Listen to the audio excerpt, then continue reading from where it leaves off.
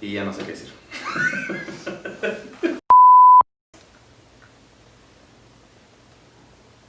¿Ya? ¿Qué tal, gente? Sean bienvenidos a otro video. Yo soy Oscar Herrera. Yo soy Cristian Santandrums. Y esto es Black Convoy Toys.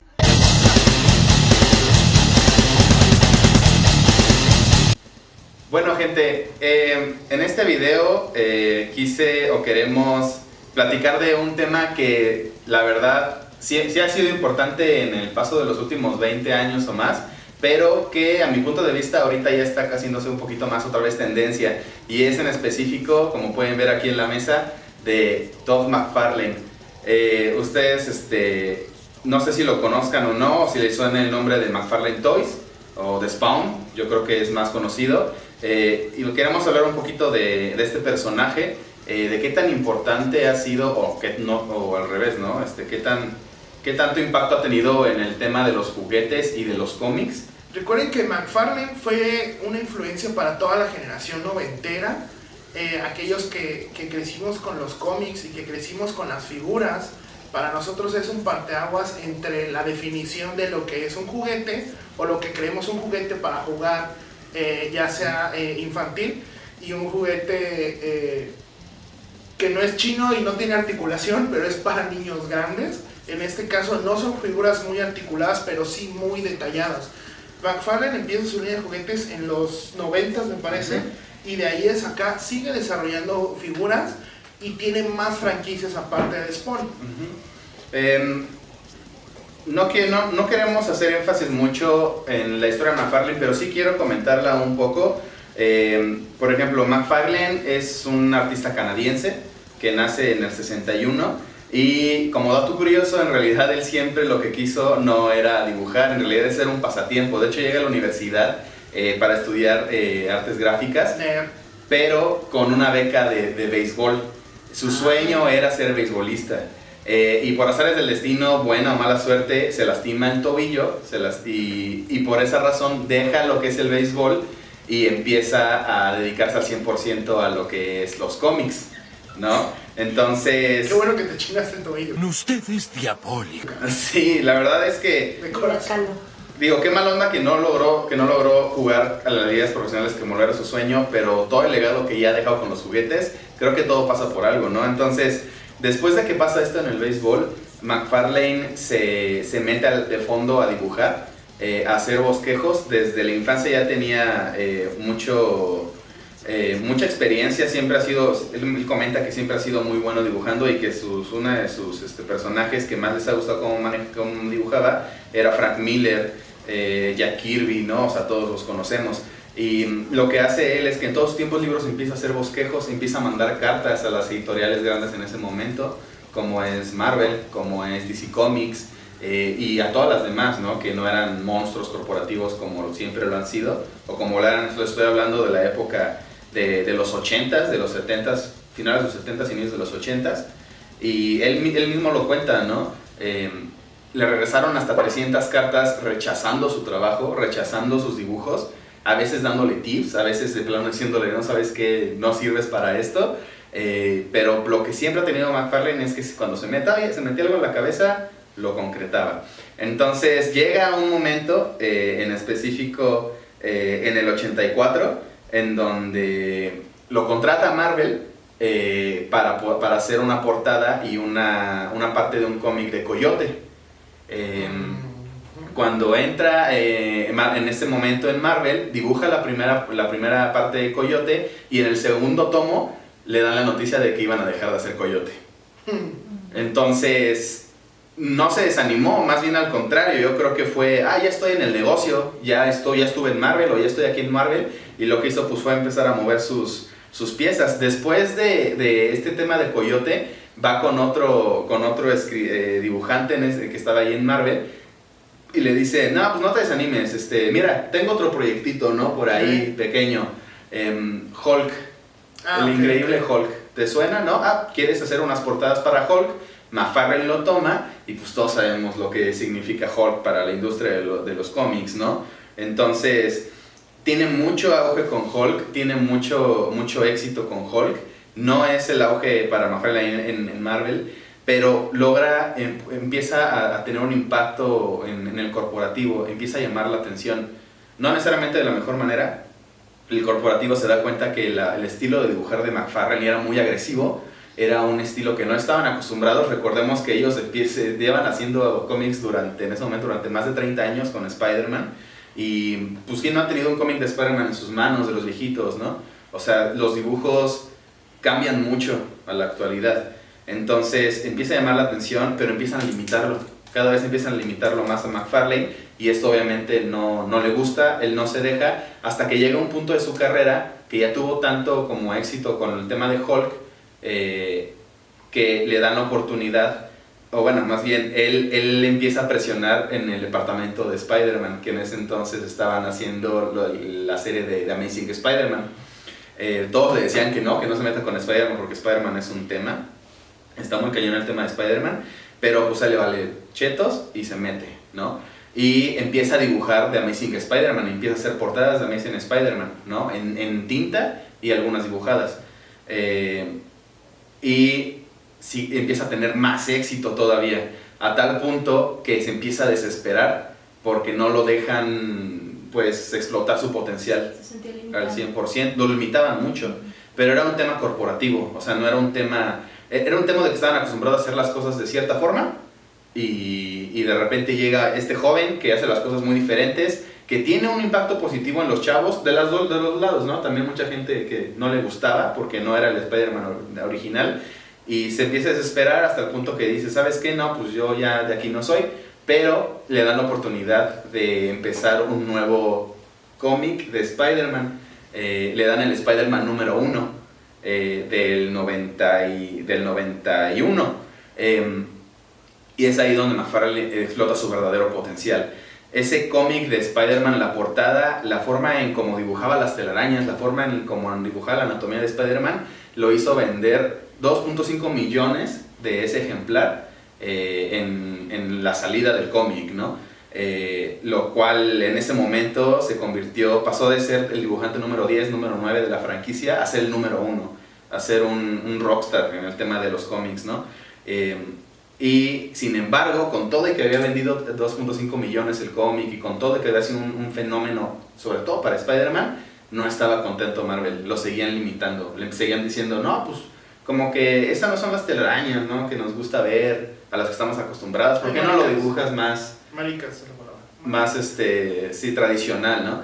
Y es ahí donde McFarlane decide y empieza a hablar, o ya tenía pláticas con sus compañeros, con algunos compañeros como Eric Larsen, dibujante de Hulk, como Mark Silvestri, dibujante de Wolverine, Jim Lee, que en ese momento hizo el cómic que tiene el récord de mayor ventas en la historia, que es el número 1 de X-Men en ese año, con 8 millones de tomos vendidos, y los convence, bueno, entre ellos hablan, se convencen, renuncian a Marvel, renuncian a DC, y abren en el 92 Image Comics.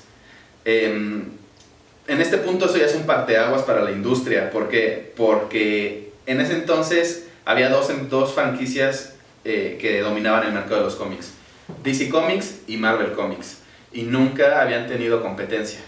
Image Comics se lleva de los más grandes dibujantes en ese entonces, en esa época de Marvel y de DC, y hacen su propia marca. Y solo había dos reglas. La primera, Image Comics únicamente va a ser el logotipo, únicamente va a ser la imagen. Y la segunda, cada dibujante es dueño de su propia marca, de sus propias creaciones. Y ningún otro dibujante se puede meter con el trabajo de sus compañeros. En ese momento cada uno crea sus marcas. Ahí es donde nace McFarlane, la marca de McFarlane como tal. Y salen dos cómics que son los que despegan al tema de Image. Uno es de John Blood, por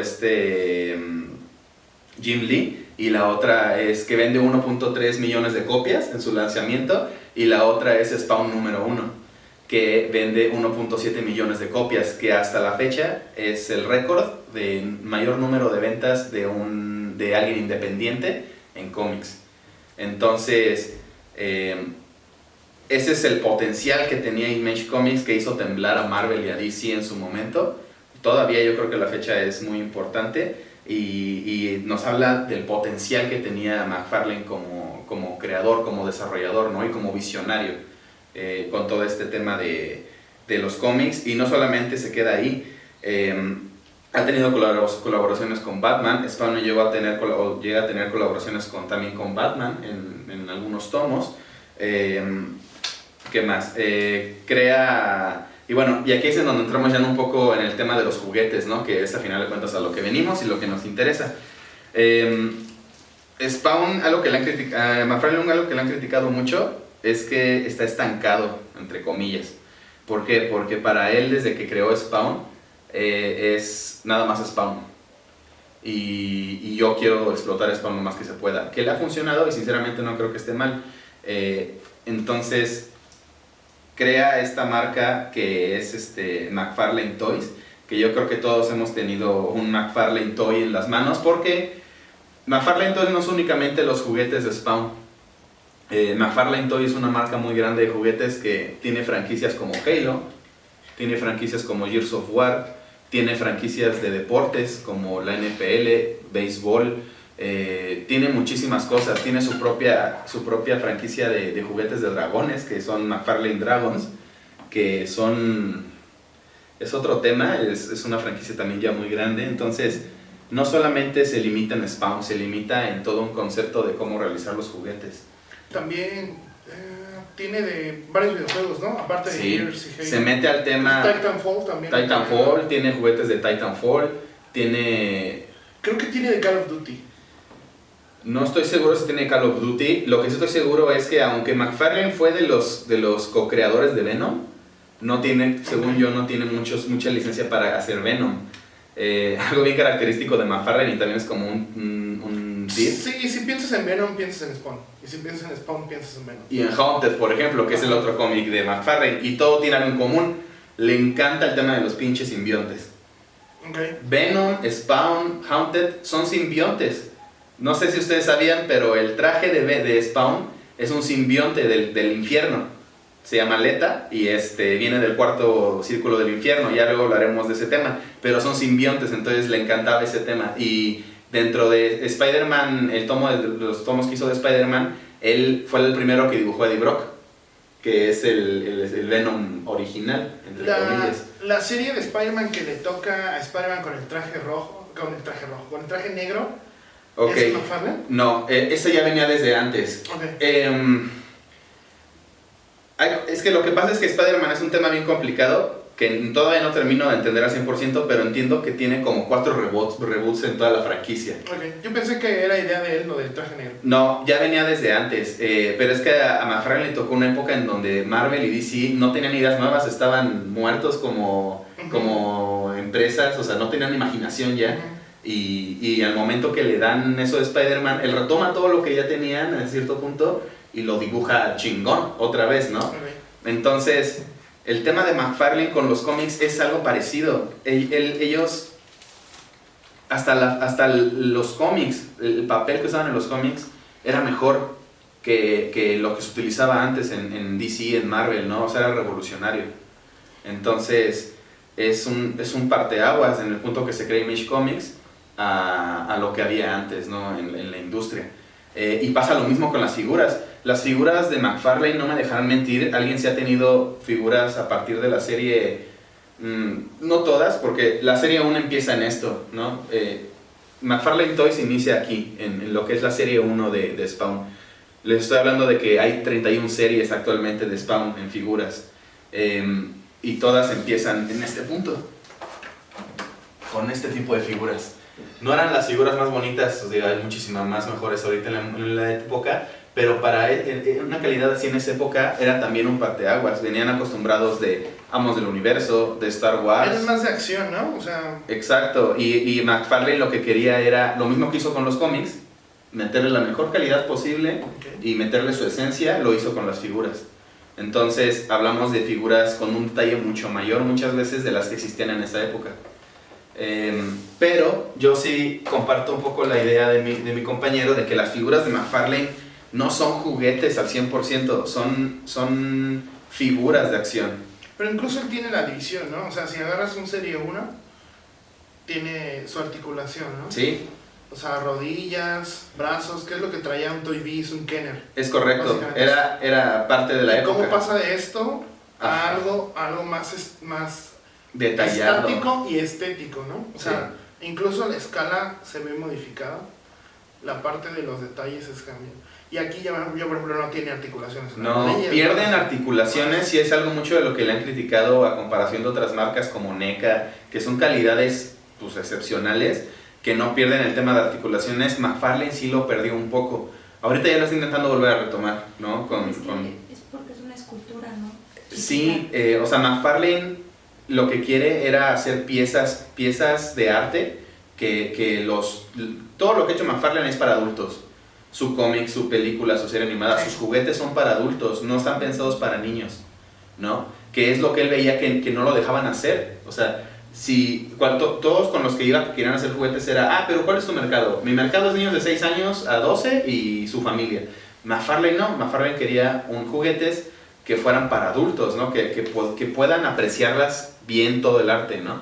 Y es ahí como nace este tipo de figuras, ¿no? Que son, a mi punto de vista, una obra de arte, ¿no? Entonces, es ahí donde empieza el tema de figuras, todo el tema de los dragones, todas las distribuciones de Halo, Gears of War, etc. Y donde McFarlane por fin empieza a brillar. Después de eso, al mismo tiempo crea también la división de McFarlane Entertainment, que es donde empieza un poco con el tema también de la película del 97, que vende casi 80 millones de dólares. No era la gran cosa, pero era un buen número que les ayudó a mantener todo el tema de Image. Y la serie animada de HBO, que gana 2 Grammys. ¿Y los videos de Korn? Ajá, y empieza con el tema también de hacer producciones independientes, ¿no? Él hace el video de Korn, de Freak on a Leash, gana un Grammy con ese video. Chulada de video. Hace la portada de Land of Confusion, de Disturbed, que también es nominado a un Grammy, no lo gana. Hace colaboraciones con Icer, que de hecho ese disco de The Dark Saga. Tiene un disco completo Icer de Dark Saga. La historia de Spawn. Es toda la historia de Spawn y todo el arte es de McFarlane. Muy bueno, ¿no? también, muy bueno. Y también una de sus primeras colaboraciones fue de Do the Evolution de Pearl Jam, que también es nominado a un Grammy, pero no la gana, ¿no? Entonces, explota todo lo que él quería hacer, se mete ya en el cine, en la música, que también es todo un tema, todo lo de la música, los juguetes, los cómics, que ahí es donde nace. Y es donde por fin él logra completar su sueño. No fue fácil, de hecho tuvo varias demandas en el camino. Una de ellas, de sus colaboradores de Image Comics, se pelean por alguna razón y era el que había hecho los tomos con Ángela. Si alguien se preguntaba por qué Ángela ya no sale en Spawn, es porque gana el juicio este cuate y se lleva a Ángela a Marvel. Entonces, de hecho... ¿Quién? Bueno, spoiler alert también, Ángela se muere en el número 100 de Spawn. Lo matan en el número 100 porque pierde la demanda McFarlane. La mata. Sí, la mata Maleborgia. Ajá. Pero es por eso, ¿no? Entonces, pierde esa demanda, pierde muchísimo dinero. También tiene problemas con jugadores de hockey que se le ocurrió poner su nombre en un cómic y no estaba de acuerdo y pierde la demanda. O sea, muchas cosas que no hizo al 100% bien, pero pues que a final de cuentas logró sacar, ¿no? Y a final de cuentas sigue activo McFarlane. En la actualidad él nos viene prometiendo una película desde hace como no sé cuántos años. Yo creo que ya va a salir pronto porque ha estado muy activo. Acaba de sacar en este año lo que fue su tomo número 300, el History Making, que es un logro para un productor independiente. Es el cómic con mayor número de tomos en la historia.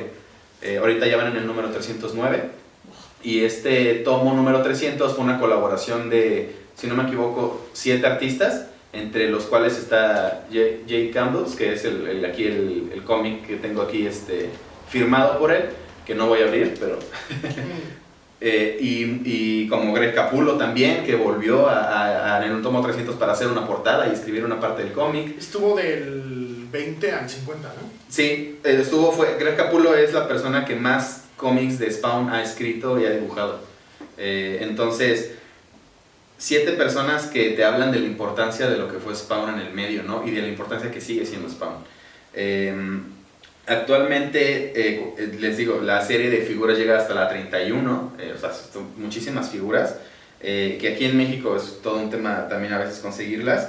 Acaba de hacer este año un Kickstarter, para los que no conocen el término, es una página en internet en donde tú como artista subes un proyecto y pides fondos para realizarlo, ¿no? Te pueden dar recompensas o simplemente por ejemplo, un juego de video te ponen en los títulos, o sea, aquí McFarlane estaba pidiendo $100,000 para hacer el reboot de su primera línea de juguetes, la serie 1, empezando con este juguete que le falta la capa y su arma, pero ya en un modo así, ¿no? O sea, como ya elite, algo fregón, súper articulado, súper detallado. Él estaba pidiendo $100,000 y en el lapso de un mes consiguió $3,5 millones para ese proyecto, ¿no? Yo tuve la fortuna de poder adquirir ese Kickstarter y estoy esperando en noviembre empieza toda la distribución a nivel mundial y pues ya habrá un unboxing de eso, ¿no? Entonces, ya me extendí más de lo que quería. Me pico un poco hablando del tema porque ha sido muy influyente en mi vida, indirecta y directamente. Pero si quieren conocer más de McFarlane, acaba de sacar un documental que se llama Like Hell I Want.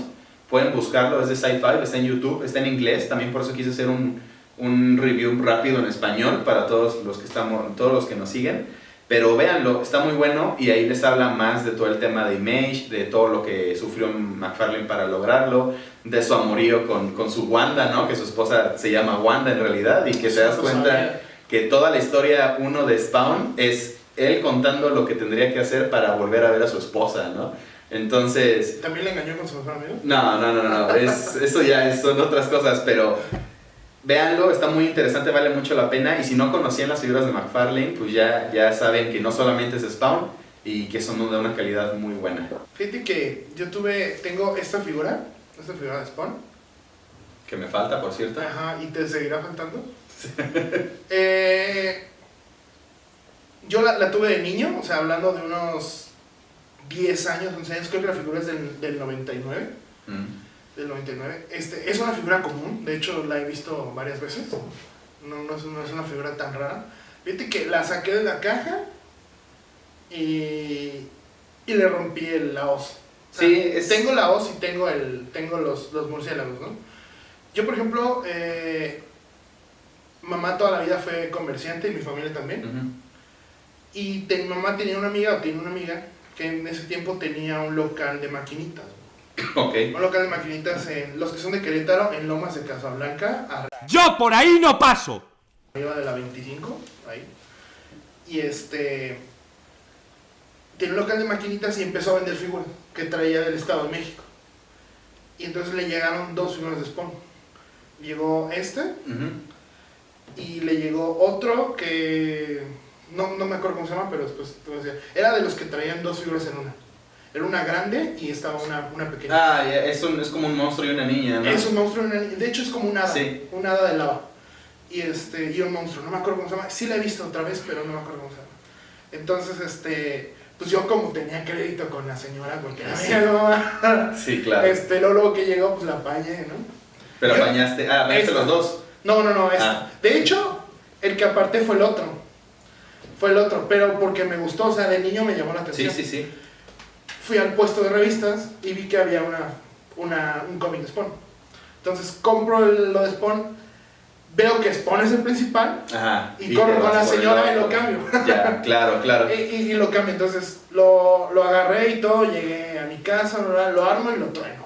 Sí, O sea, lo saco y lo trueno. es algo bien común con estas figuras. Y si vieron el video del unboxing de Spawn, es lo que les comentaba, estas figuras no son para jugar. Y lo descubrí yo a la mala de niño también. O sea, sí. Yo tuve la suerte de que mi familia me compró algunas figuras de Spawn a mi hermano y a mí, que de hecho, de todas las que llegué a tener, nada más me queda una. Porque pasaba eso, se tronaban, ¿no? Y se tronaban de las articulaciones. Y yo creo que McFarlane lo sabía porque en un punto dejó de hacer articulaciones. El mío no está roto la articulación. Pues porque no tiene casi. A ver, dime, tiene las... Mueve la lámina. Bueno, pero no lo voy a mover. Te aseguro más. que se le es así. No, te aseguro que si lo tocas lo vas a mover. Entonces, Es bien interesante y bien chistoso porque, por ejemplo, yo sin darme cuenta siempre he sido fanático de McFarlane. Y lo voy a mencionar por una razón. Uno de mis personajes, de mis superhéroes favoritos desde de chiquito era Spider-Man. Okay. Siempre me gustó Spider-Man, tenía cuadros de Spider-Man y todo, o sea, tenía figuras de Spider-Man que se fueron perdiendo, pero... Y cuando me di cuenta de eso y veía los cómics viejitos de Spider-Man contra los que yo me tocaron, porque yo soy del 91, o sea, cuando yo nací, McFarlane ya había dibujado el número 1 de Spider-Man, ¿no? O sea, ya estaba su toque en Spider-Man. Entonces, los cómics que yo llegué a ver de Spider-Man eran con McFarlane. Y veía a los viejitos y decía, prefiero el nuevo, güey, ¿no? O sea, por cómo dibuja. Porque McFarlane tiene un estilo de dibujar que te impresiona. Este cómic en específico, que es el número 1 de Spawn de Dark Ages, es uno de mis favoritos. Y es porque lo tenía de niño. Y mi hermano también le encanta este cómic y esta saga de Dark Ages porque era súper oscura. No era para niños. No sé por qué me dejaban comprarlo, sinceramente. Es lo que te iba a decir, o sea, yo antes de conocerlas, bueno, en el momento que conocí las figuras y todo, empecé a comprar los cómics de Spawn. Sí. Porque los vendían en puestos de revistas. Ah, claro, claro. 15 pesos, 20 pesos. Sí. Además, aquí está el precio. Y te voy a decir, yo $2 o en sea, ese entonces. mi mamá nunca los revisó ni nada. Hasta un día que sí lo hace. Claro. O sea, un día que revisa mis cómics me los quema. ¿En serio? Me los quemó todos. Te puedo decir que el único que se salvó fue el número 100, donde se muere Ángela. Ah, Y para que se salvara y todo, se lo regalé a un amigo Ya. en su cumpleaños. porque si no Y te iban a dije, quemar. güey, está más seguro contigo. Y se lo llevé. Porque, o sea, Creo que todavía lo tiene. y mi mamá sabía, o sea, veía los cómics todos, pero pues no nos decía nada, güey. No, o sea, es que mamá se puso a leerlo. También, y o sea, Me era... acuerdo específico de, o sea, llevé el nuevo, se lo encargué en lo que yo iba a hacer con otras cosas. Y era un tomo donde Spawn pelea como con unos vampiros. Ajá. Y estos Los vampiros eran destazan, unos chavos, los destazan y se comen a unas chavas y todo en el tomo. No me acuerdo qué número era, o sea, de verdad no me acuerdo. Y mamá así como de, oye, pues tienes 11 años, ¿no? 12 Sí, no años, estás ¿qué para onda con esto, güey, pedo, ¿no? Entonces, pues se espantó, o sea, la verdad es que se Claro, espantó. pero...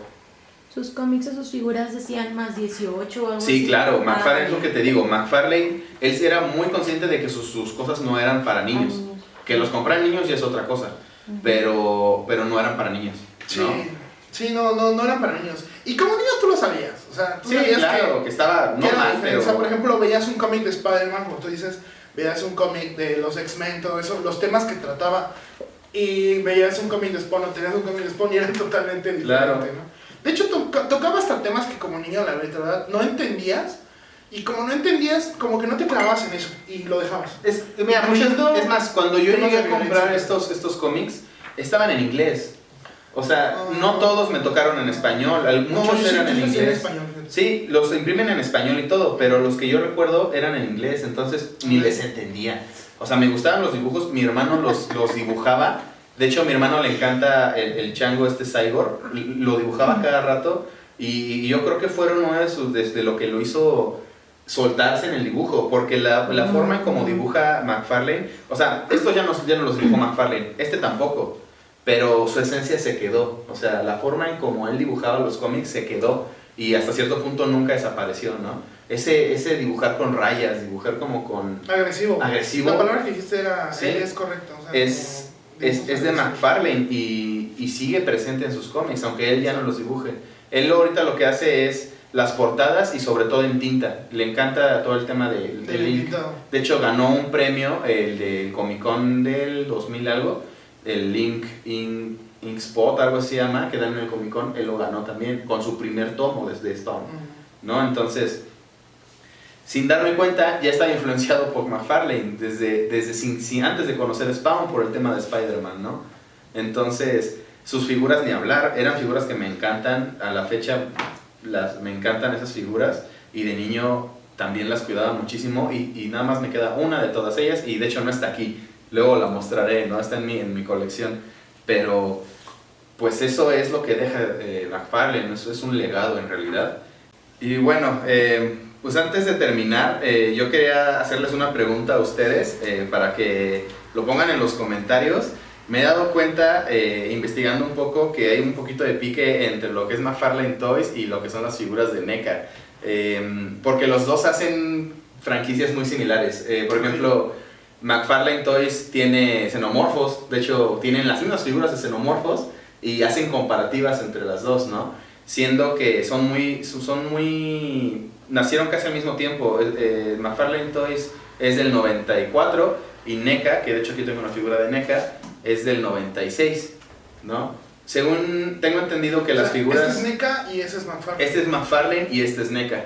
Son de años diferentes, este es más reciente, pues nada más por el juego. Este es del Gears 1, ¿no? Es el Gears 1 y este pues es el Gears 4, ¿no? O sea, nada más por el año, pues ya son épocas diferentes o años diferentes, pero hacen esa comparativa, ¿no? Entonces yo les quería preguntar, ¿qué prefieren, NECA o McFarlane? Yo les puedo dar mis comentarios. Yo prefiero McFarlane por todo lo que ya les platiqué y porque su calidad se me hace excelente y porque creo que tiene muy en claro que no son para jugar, no, o sea, no tienen que ser articuladas necesariamente, no son para jugar, y siento que NECA sí le mete mucho más, o le metió mucho más atención al tema de las articulaciones, ¿no?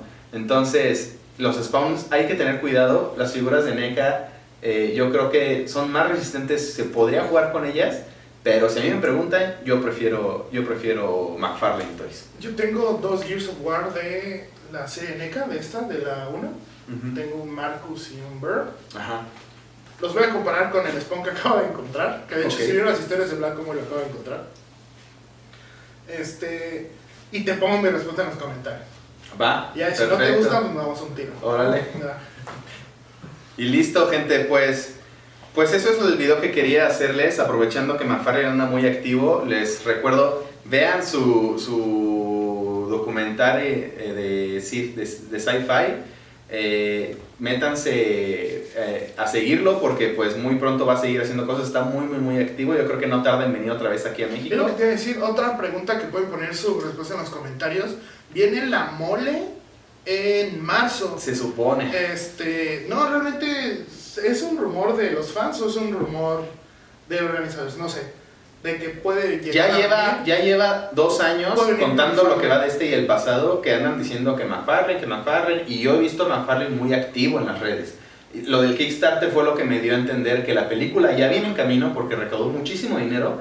Y con esto del documental y todo me da a entender que ya viene de regreso. Las figuras han subido mucho de precio, entonces se viene un boom. Si tienen figuras de Spawn y no es lo suyo y necesitan dinero o las quieren mover y todo, es buen momento para sacarlas, pero sí se viene McFarlane con todo, ¿no? Entonces, ¿sí viene a México en marzo? Yo creo que sí. Si se hace la mole, si todo está bien para ese entonces, yo digo que sí viene McFarlane para marzo. Okay. Y voy a juntar mi lanita porque sí quiero mi buen autógrafo y todo. Es lo que te decía, voy a juntar mis cómics para sí. los que no me quemaron. Sí, entonces, pues nada, este es el video, espero les haya gustado. Síganos en nuestras redes sociales. Recuerden suscribirse. Sí, recuerden suscribirse. Nos hemos dado mucho cuenta que sí nos están viendo, pero faltan suscriptores. Si nos quieren apoyar con una suscripción es más que suficiente. Compartan si nos quieren apoyar aún más. Síganos en Twitter, no tenemos todavía Twitter, pero síganos en Instagram, en Facebook. Míralo. Ya se rompió. ¿Ya ves? Y pues nada, gente, hasta aquí el video y pues les agradecemos mucho como siempre y pues véanos en los siguientes videos de Black Convoy Toys. Muchas gracias, hasta luego.